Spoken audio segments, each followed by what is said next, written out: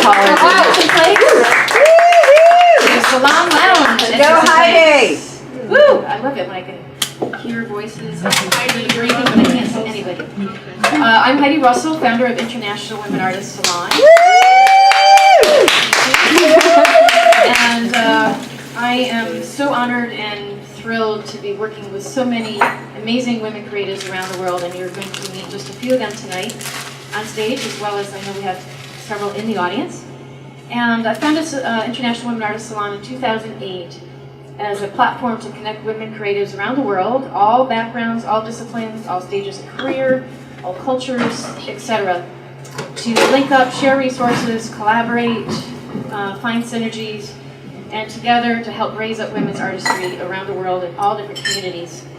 And we will have several places from around the world represented tonight, as well as historical artists. And one of the other goals is to become a hub for arts groups and organizations around the world. So if you're not a part of what we're doing yet, we invite you to be a part of that. And as a member, as a collaborator, as a partner, as a sponsor. So if you know any great sponsors out there, we could share in the wealth. And the wealth of creativity is just abounds. And so it's my honor to be here tonight. And we have a weekly radio show. So it's now transitioning to podcasts. We used to be on City World Radio Network, and thank you to them for the historical 5 years of shows that we've been able to put together. We'll upload those to another platform at some point, but right now you can hear most of those on cityworldradio.com. And we just recorded in our new studio at Funkadelic Studios. I have cards for them later. You can check them out. A great music place to record and rehearse. Not just music, anything. And we'll also be working with Brick in Brooklyn. And again, we'll partner with any place, anybody around the world. And of course, we're here every month, normally the third Saturday of each month. Next month, on August, we're actually going to be on Monday the 14th due to some other priorities that Dixon has for the full house that third Saturday. So August 14th, which is a Monday. But normally it's the third Saturday of each month. And we do exhibitions, etc. I love ideas, so if you want to collaborate, let me know. So without further ado, it's my distinct pleasure to introduce our host tonight and tell you a little bit about her. Huya Moiseni is an Iranian-American actor, transgender advocate, and writer. Her recent stage performances have been in Baltimore Center Stage's The White Snake, directed by Natsu Onada Power, Madam in the Outliers production of The Maids, director Ben Gunderson, and the title role in Death of a Persian Prince, director Dewey Moss. She's also a recurring guest star on the USA Network, Amazon Prime's Falling Water. And you can see where you can connect with her and follow her work. So I'm going to welcome her to the stage. She's going to share a little bit of her work as well, because unfortunately one of our artists had a migraine today, wasn't able to join us, Alina Oswald, if you saw her on our Facebook page. So she'll be coming in the future, but so please agree to share a little bit of her work as well as welcome everybody. First, I'm going to talk a little about what the Hot Festival at Dixon really means and where it comes from. Since you all have it, but don't you all want to just hear me talk about nothing? Great. So, tonight, as you heard, the International Women's Artists Salon is partnering with the Dixon Place and annual month-long Hot Festival celebrating queer culture, which just means celebrating fabulousness. And we have amazing women's artists, as you will hear some of them.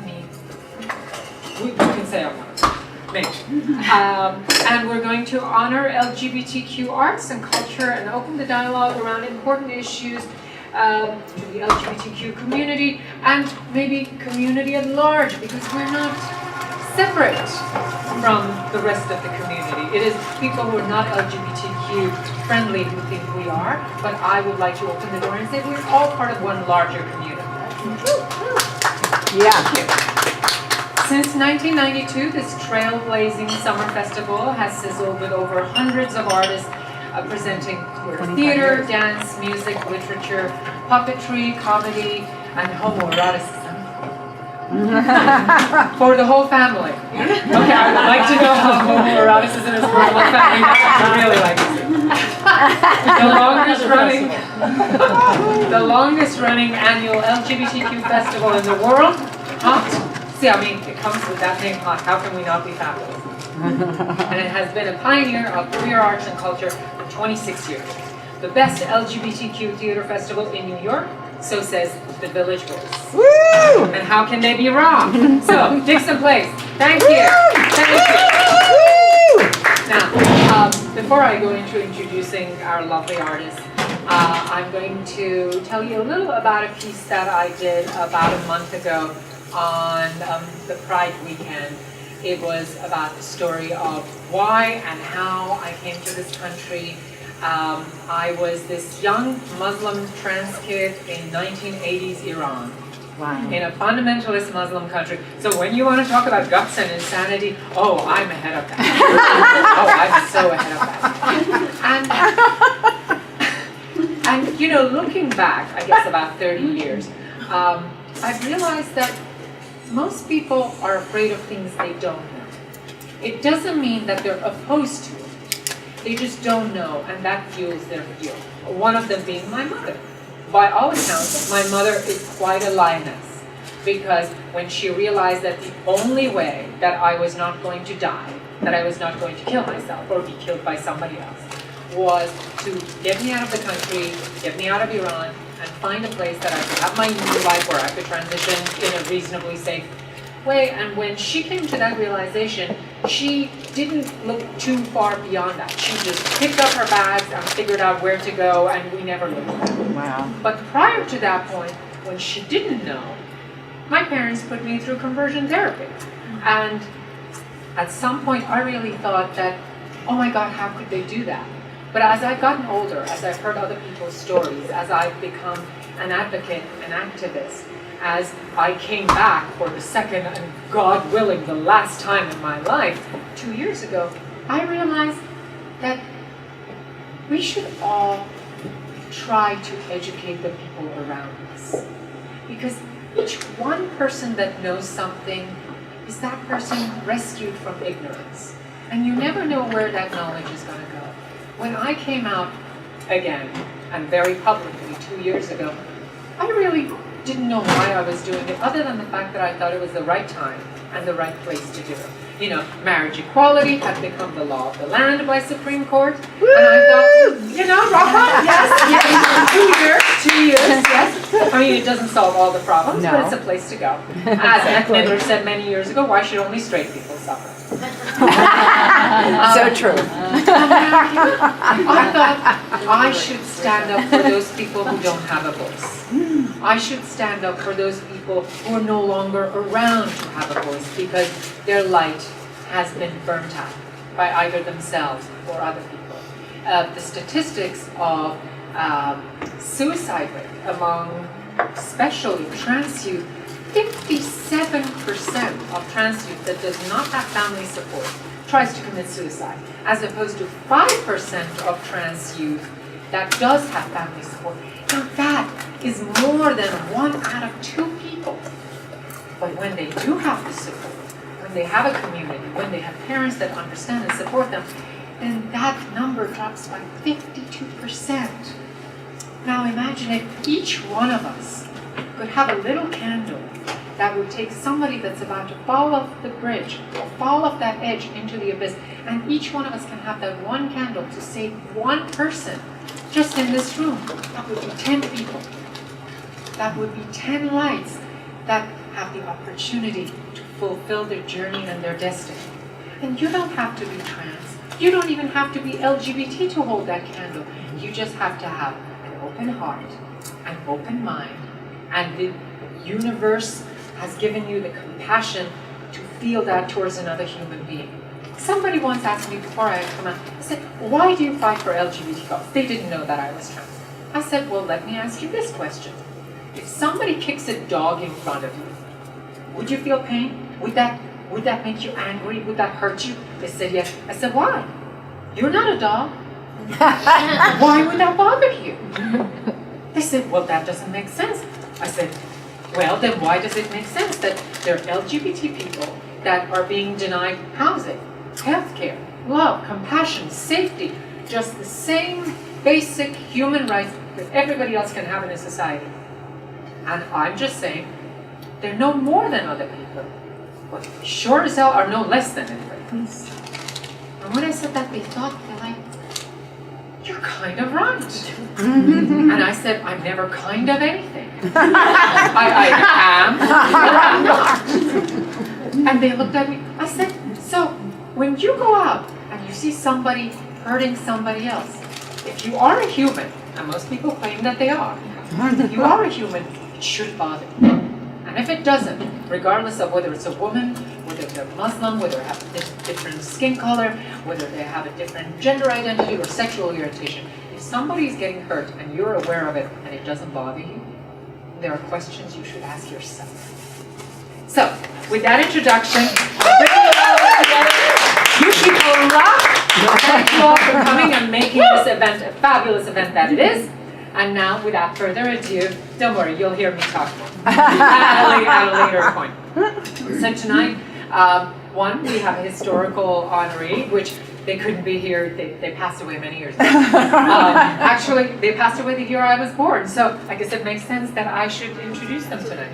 And then we're going to have lovely women in short film, theater, and performance art. And hopefully you will take a little bit of something from all of them. Now, the historical honoree of this evening is Hope Mirrlees. And hopefully I am not butchering your last name wherever you are. I'm sorry if I am. Born in 1887, was a modernist writer, poet, and translator. She was the author of 3 novels, Madeleine, The Counterplot, and Lot in the Mist. Also the author of Paris, a poem, and co-translator of 21 Russian short stories under the umbrella of the Book of the Bear, with her partner Jane Harrison.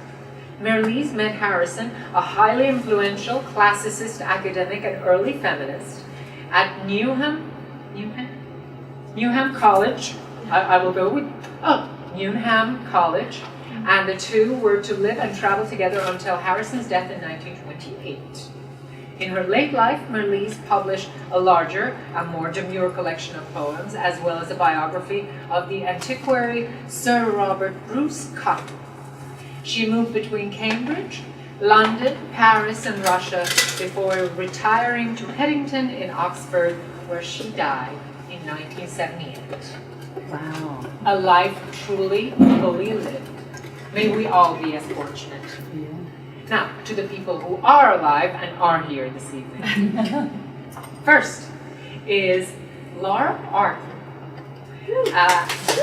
Yes, Laura, I'm going to give you a little introduction, so get yourself ready, girl. Laura is presenting a 2.5-minute film celebrating a transgender visual artist by the fabulous name of Toya. I'm sure Laura has much more to say about that, but just introducing Laura herself. She graduated in film studies from the University of the Arts London and subsequently went on to study acting at NYU Tisch and Lee Strasberg Institute in New York. She has been living in New York full-time since 2016. Bless your heart, my child. Pursuing career in acting and arts. She's founder and designer of Gold Fire Jewelry. Now, give a round of applause to the fabulous Laura Arthur. Come on down, girl.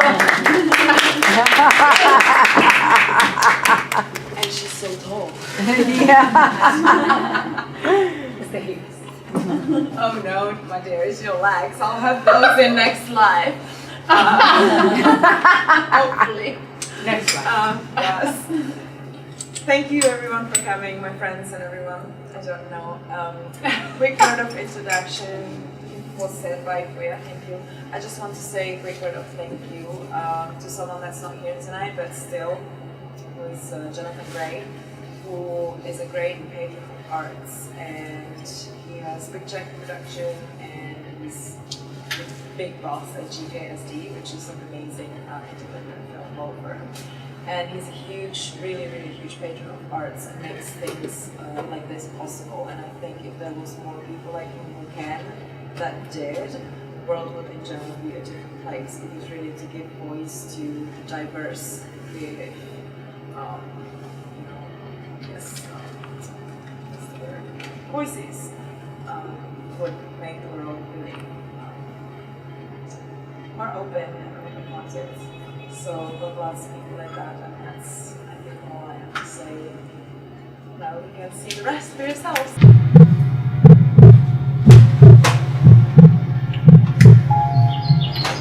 I was born in the Golden City of the Thousand Spiders, the very heart of Europe. Prague was a cultural hub at the time of my birth in 1902. I left home young, at 16. To make a living, I was working in a soap factory while studying art. Soon I abandoned both school and my birth identity of my Czechina. I joined the surrealist group in Prague and successfully started to publish my work as well as exhibit. I rejected the pluralism of genders, becoming a fully sexualized being, persona free from restraints of gender divisions and rules. Sexuality was the signature language of my work. Since early years, erotic imagery and passionate paintings were my staple, as ambivalent as me. Of ambiguous gender and sexual orientation, I would wear both masculine and feminine attire throughout my life. In early 20s, I started to travel to Paris regularly, becoming close with Andrea Breton and the French surrealist group. My visual rhetoric aligned with surrealist belief in sexuality as a liberatory force. I illustrated books such as Marquis de Sade's Justine and Erotic Reading magazine. The more famous my art, the more mysterious my private life is. It was always a great secret whether me and my artistic partner of over a decade were also lovers or merely collaborators and co-makers. What shall I mention? The Second World War killed any artistic freedom and I had to go in hiding. Avant-garde suppressed by Nazi agenda. My long-term partner died of alcohol abuse. I had only one close friend left. He was Jewish, and I was hiding him in my apartment for 4 long years, until we went to Paris in 1947 to never return. 3 men claimed to have given me my mysterious name, my artistic identity. Yet, I never took a man's name for my own. I never married in my art or my only children. I died in Paris quietly, my art living forever on. I am Toyen.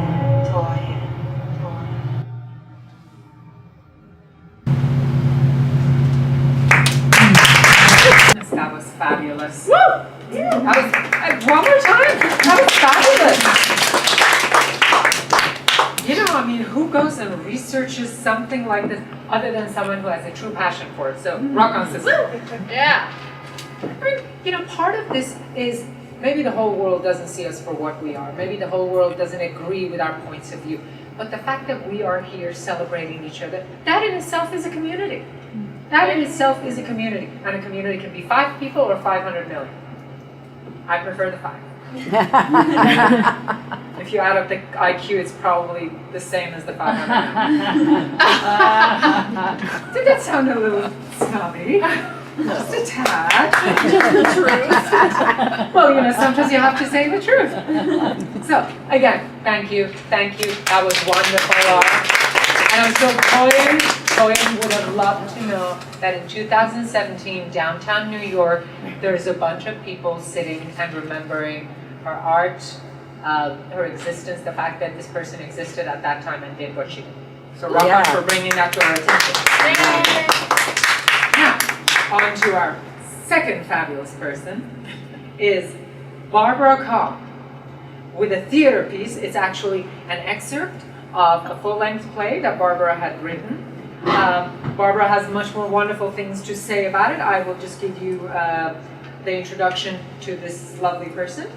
Barbara is an actor, writer, director, published playwright, correct? published playwright.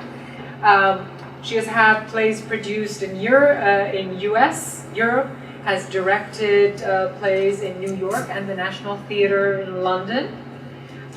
Theater for the New York City, which is her primary New York theatrical home since 1994. Among awards she has received is Torch of Hope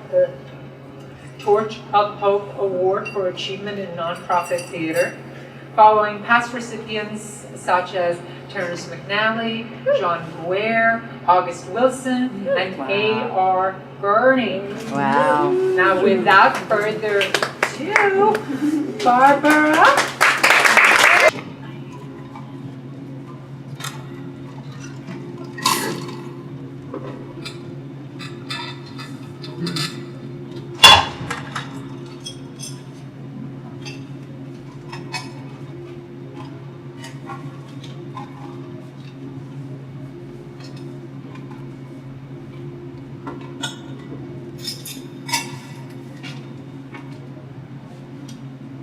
From Sima Lazowick, Shoshone, Wyoming,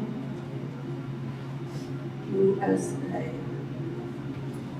To Libby Lazowick, Sherstegard, Ukraine, SSR, September 4th, 1939. Dearest sister,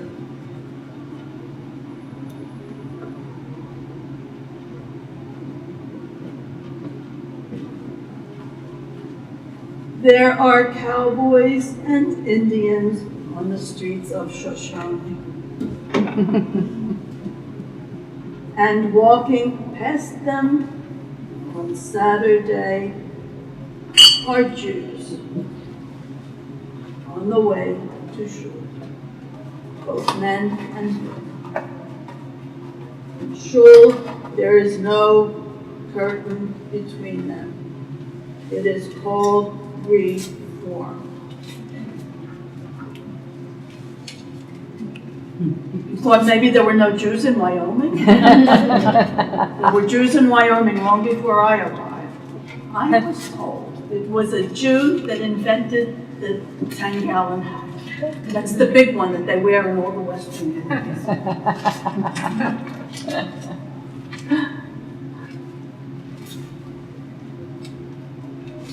I hope that you like the photo I am sending of myself and my friend Rachel. I never met anyone who loved to have a picture taken as much as Rachel. I am also the photographer for the newspaper. I am the best photographer in Shoshone.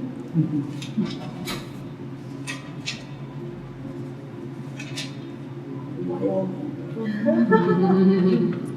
In all of Wyoming. Rachel is my companion. What she went through, and still to be able to see so much joy in the world. She was an orphan from very young. Her parents left her money for her dowry, but she used the money instead to buy a sponsor to come to America. For people who are alone and desperate, there is always someone who offers a better life if you have the right price. Rachel saved me from a life of loneliness. I rescued her from the runners.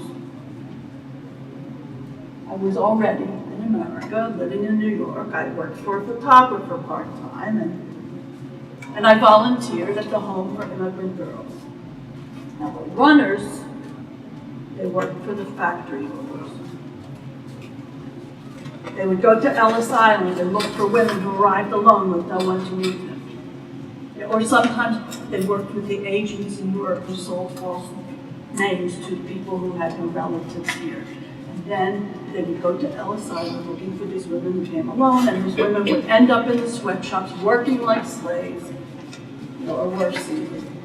So we would go to Ellis Island and we would rescue the girls.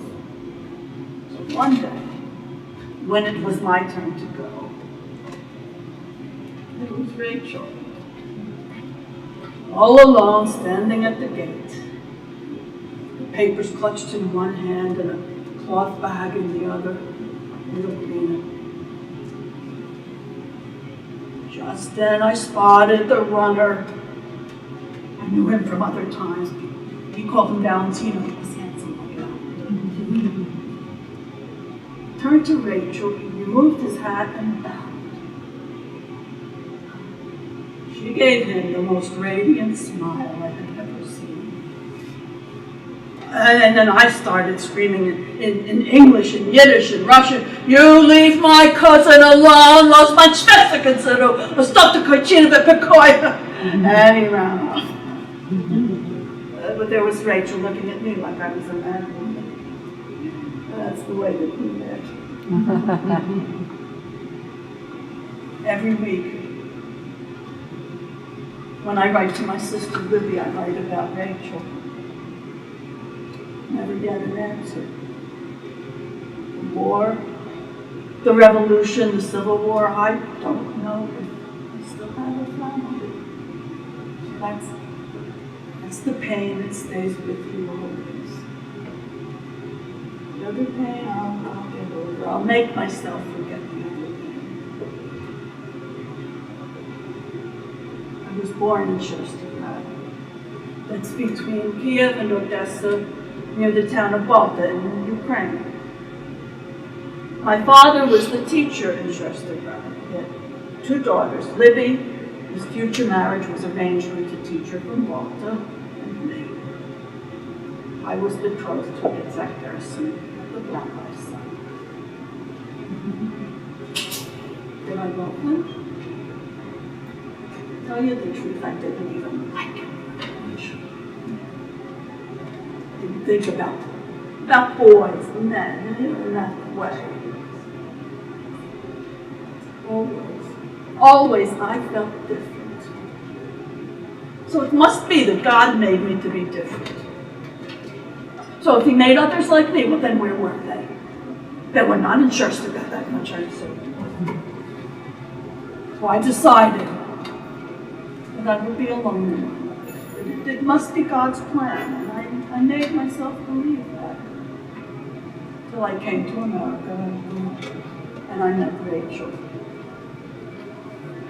She made me believe that being different could be a good thing. That I could be different and not be alone. All these years in America, in Wyoming with Rachel, at night, when the memories come to me, she comforts me.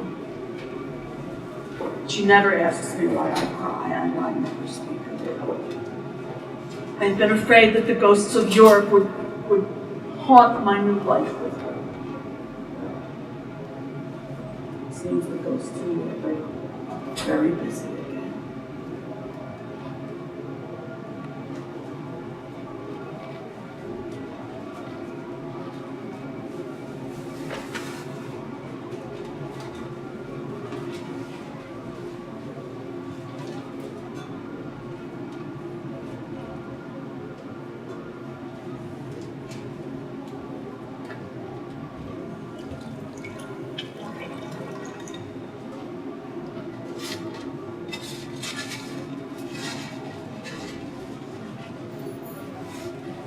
Sent a special photo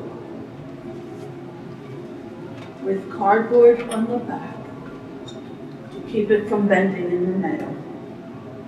You should remove the cardboard when you hang it on the wall of your sewing machine. It will fit better in the frame with that. Your loving sister, Sima.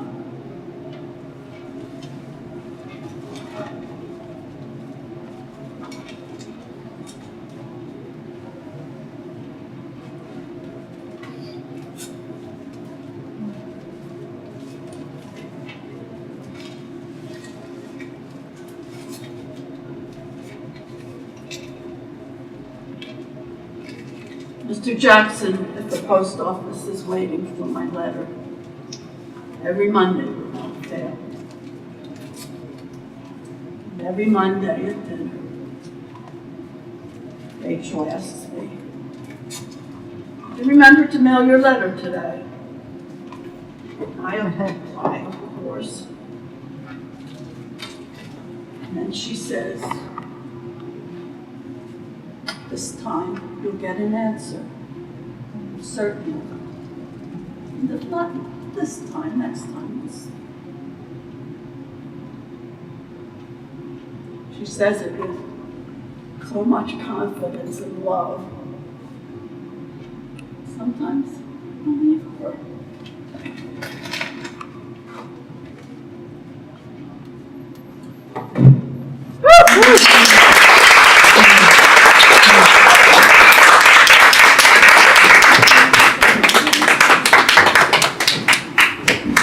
That was really amazing. Yeah, woo! I'm having a hard time. I'm having so many favorite pieces tonight. I mean, there was Barbara's piece, which kind of, hit on what it's like to be LGBT, what it's like to be new in a country, what it's like to be a refugee, and all of that. And wouldn't you know, 1939, 2017, not much has changed. But someday, maybe this year, If not, next year. Next year. Next No, time. I just have to. Oh, no, this is not my moment. I'm not going to cry. I'm not going to cry. Oh, and now we get to performance art. This I Do Want to See by the lovely Dre Campbell. Well, come on, guys. And a little introduction. Let's see. Dre received a BFA in theater from the University of the Arts in Philadelphia. She's been spotted on IFC.com, Conan, Refinery 29, and in numerous films. We can talk about what those films are later. Some theater credits include non-consensual relationships with ghosts in La Mama. That kind of is like the relationship with the current administration. That's right. That's what it's about. That's actually what it's about. My Old Man at Dixon Place. That was you. And it's Ophelia at Here. That's correct. She appeared as a radical lesbian in Taylor Mack's 24-decade history of popular music at St. Anne's Warehouse. Look at you. And Dre hosts and curates a live monthly show called Tell. Without further ado, I give you Dre Campbell. Hi. You're gorgeous, by the way. No. Start. I'll go on. Gorgeous and doing a wonderful job. Give it up. And what a great story that you're like, I had an amazing, tumultuous story and survived being transgender in a militaristic country. Militaristic? Is that what you think? I don't know. A fundamentalist. A fundamentalist. My words escape me. And you just kind of broke it down. You're like, I'm just hosting. So, hey, how are you? So thank you for that story. Hi, everyone. This, by the way, is a really good-looking audience. And I think that we're just small enough and just large enough that I think we can all have sex together. Can we do that? Are we? Everybody's like, are we doing that? What's going to happen? Wait, see a couple nods. See some smiles. Babs? May I call you Babs? No. I'm not going to do that ever again. Barbara? Barbara or any other. Okay. By the way, that was beautiful work. Thank you. It's an honor to be here to be silly among this very serious and wonderful work. And thank you, Heidi. So my name is Dre Campbell. I do a lot of things. I'm an actor. I'm a storyteller. I host a monthly storytelling show. I'm very passionate about people, queer specifically, owning their own narrative, because the narrative is constantly being owned by others and being told to us. So I'm a big proponent of snatching back your narrative and owning your story and Snatch it back. snatching it. Snatch that story. Own your narrative. I own it.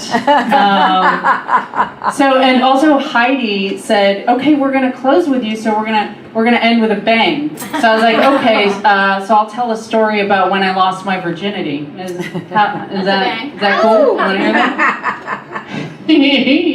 Especially you. We're gonna hear yours too, baby.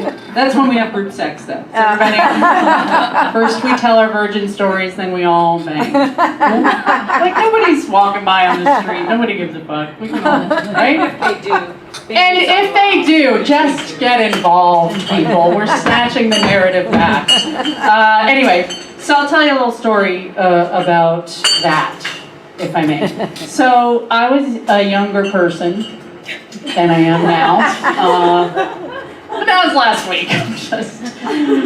That actually legitimately is younger. I was younger a week ago. Yes, you were. As we all were. Thank you. You know, I'm just going to bring you to all the shows. You're like my Ed McMahon. Did not know that. What was I saying? So, I was a virgin at one point. I know, hard to believe, right? Here I am just opening with like, let's all fuck! No, there was a time when I did not have sex, or I had not had sexual pre-virginal relations. And I was in college, I think I was like, I don't know,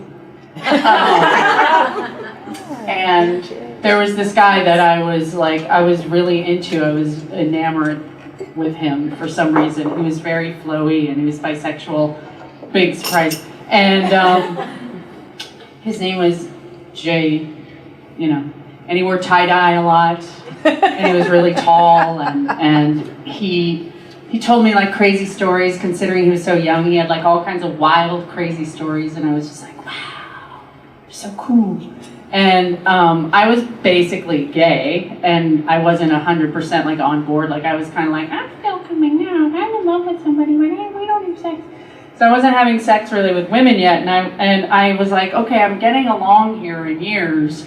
I should have some sexual relations because people talk about it, like it's a thing. So I gotta address that with my own body. So I was becoming very close with him, and I said, listen, here we go. I've decided that you should take my virginity. Like, I decided I should lose my virginity to you. And he was like, I don't know, are you sure about that? And I was like, yeah, let's, come on. Come on, let's do this deal. What are we doing? And so one of the, I posed that question to him. Some time went by, and in the time that we spent together, he had told me stories of his youth growing up in Oregon, and one of them was that he had been a teenage sex worker prostitute. That he had sex for money with his friends' mothers, like in this sort of suburban enclave in this small town in Oregon. So I was like, wow, he's a prostitute. I'm gonna lose my virginity to him. It's gonna work. It's gonna be good. Getting it done by a pro, right at the top. Just gonna. You go to the pros when you start out, right? Anyone? I'll start with an name. Oh, Annie. Oh, names are being called. Someone of, well, what else? I love the sex workers. Big supporter of sex workers. Me too. Hey, Good, honest hey, work. girl, hey. What are we talking about? What's going to happen later? She's like, I don't know what it's like. Okay, we'll talk. Anyway. And I love you for it. Support. Thank you.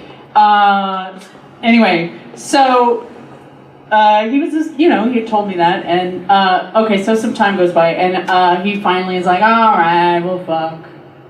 was like, great, okay. I mean, he didn't say, well, fuck. I think everybody says, well, fuck now, but people didn't say, well, fuck back then. We were a little more pristine, I don't know if that's the word, but a little more dainty about it. Right? Am I right? You guys don't even know what decade I'm talking about, but it was a while ago. Okay? I was in my 20s, okay? You don't know how old I am now, but it was a while ago, right? I got gray hair here. So we said like, oh, have sex. We didn't say fuck, right? Am I right? Probably. Come on, somebody else is as old as me here. I don't know what she's talking about. Nobody. Thank you. Love your fun. It's not great though. Touche. So anyway, so we had sex, and he had told me prior to having sex, like, you're just gonna say, is that all there is? You know? Like I'm Peggy Lee or some shit, you know? Anyone? And so, you know, I did it, and we did it, and we did it on the top bunk in my dorm of the bed. Top bunk was like, yeah, that's how you do it. You get in the top bunk with some bunk beds, and you have some sex, right? Mile high. Wait, I just saw a look on your face that was like, I don't remember that time. I'm seeing some recognitions. So, and then it was like, oh, okay. And then he like went, and there was like a condom, and he took the, that happened. And I was like, is that literally like, is that all there is? And we stayed friends, and we kind of had a weird little friendship relationship. And the next day, okay, I'd never had sex before. And I guess my body had never used those muscles, not just like these muscles, but like inner thigh and like stomach muscles. I was literally, I'm not joking, I cannot overstate this stuff. I was laid up on the couch of my dorm, like sore, and like friends were like bringing me soup. Like, are you okay? Like, I can't walk. And it was like, get help, man. Like, what happened to you? What's wrong? You're in the prime of your life, and you had sex once, and you can't fucking walk. Like, and it wasn't like this junk here that was hurting. It was like, I can't. I can't go to class today. And that was real deal. Did anyone? They're like, no, our bodies have muscles and work. Like, we have two sides. Okay, fuck you. But like, who said? Right. So I do this so I can have sex now. So I can fuck. So I was like I had a blanket over me, and literally people were like, my friends were like, are you okay? Like bringing me tea and soup. Because I had sex. I'm like, oh, so this is what it's like. Like I had crossed into this realm. This like, wow, we get here and our muscles hurt and we get soup. Wow, this is crazy, man. This is what sex is? I don't know how you people work. And so, cut to, there's a blood drive at school, right? It all connects, trust me. Cut to, working on a film here. Okay? So I go to give blood, and there's 100 questions on the give blood that you have to answer. You have to answer yes to all of them. And then, like, have you ever had a blood transfusion? Blah, blah, blah, blah, blah. And they're very like stupid, terrible, invasive questions. So, I'm like 20 years old, and I'm like big cheeks, curly blonde hair, just like stupid, and just not a lot different than now, maybe a different haircut. And it's these old ladies who are like volunteering to take blood for the Red Cross, and I said, I answered all the questions, and there was one question I had to answer, or you had to answer no to all of them. I had to answer yes to one of them. So I went to give blood, and I checked off the yes. And the question was, have you ever had sex with a prostitute? Okay, you guys, I had sex one time. And they were like, dear, I'm sorry, dear, we can't let you give blood. And I was like, but why? Everything's okay. Like, I'm okay. And they're like, dear. And they were like, because, like, they were so taken by this. Like, they were just thinking, like, we're just going to go take some blood from the little kids down at the college. Like, just regular biz, just, you know, biz as usual, not like people who are having sex with prostitutes. Like, they thought that was, like, some crazy, like, whoa! So it was like, we can't let you give blood. And I was like, well, why? And I was like, you said yes, because you... And they couldn't even say the words, and they, like, were in a little group, like, pointing at me, and I was just like, I wonder, like, they're probably still telling that story to their grandchildren. Like, oh, she came in. We didn't want to press it, but she had sex with a prostitute. We didn't, you know, it's cool. It's cool. So that happened. I had sex one time, not allowed to give blood. Another jump cut. And this is the end. I was walking down the street about 1.5 years ago, minding my own fucking business. And this guy walks by, Dre? Why, yes. Dre, it's Jay.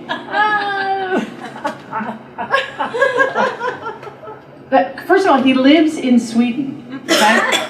The guy lives in Sweden and he's bisexual. What the hell is he doing in New York? People from Sweden who are bisexual do not just peruse the streets of New York, okay? Actually, no. So he's like, Dre, what's up? Hey, it's Jay. I'm like, wow, this is Craig.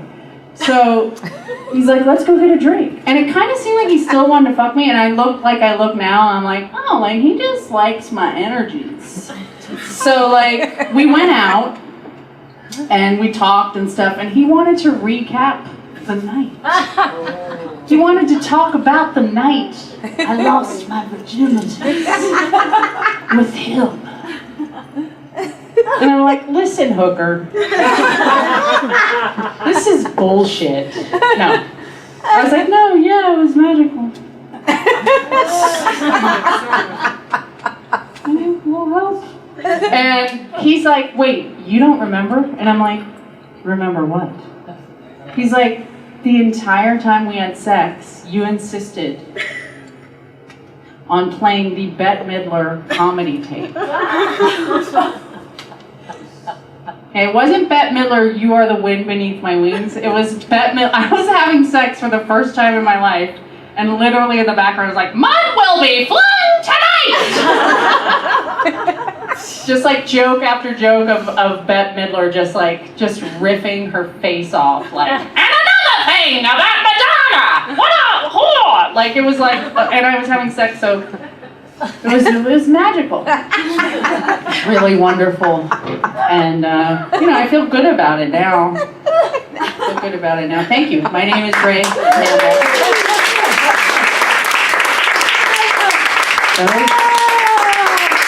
Good times.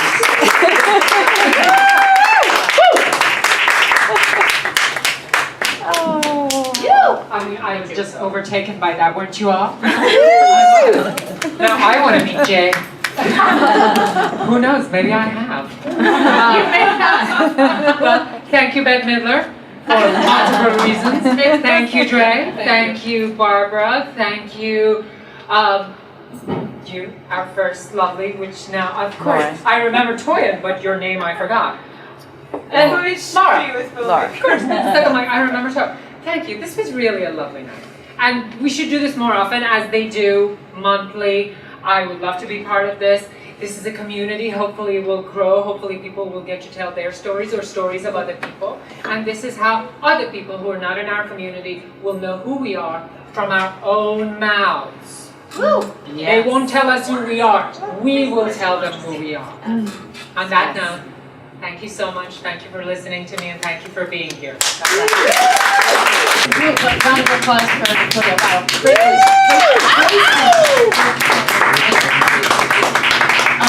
Dre, Laura, and Barbara, thank you so much, and our honoree, and Alina, we miss you tonight, but look forward to having you back. And we encourage you. Thank you, Leah, for our fabulous bartending. Please give them super well. Thank you to Dixon Place and Ellie Coven for this amazing space. Hopefully we'll see you every month here, right? I'm going to draw blood on the way out. Actually, Dre's going to draw blood on the way out as a commitment for coming back every month. And I know we have several members of the salon out there. Thank you so much for supporting your other sister artists. And let's get out there and create art. Enjoy mixing mingle. Thank you for being here. All right. This is just practice. 3, 2, 1. Sex.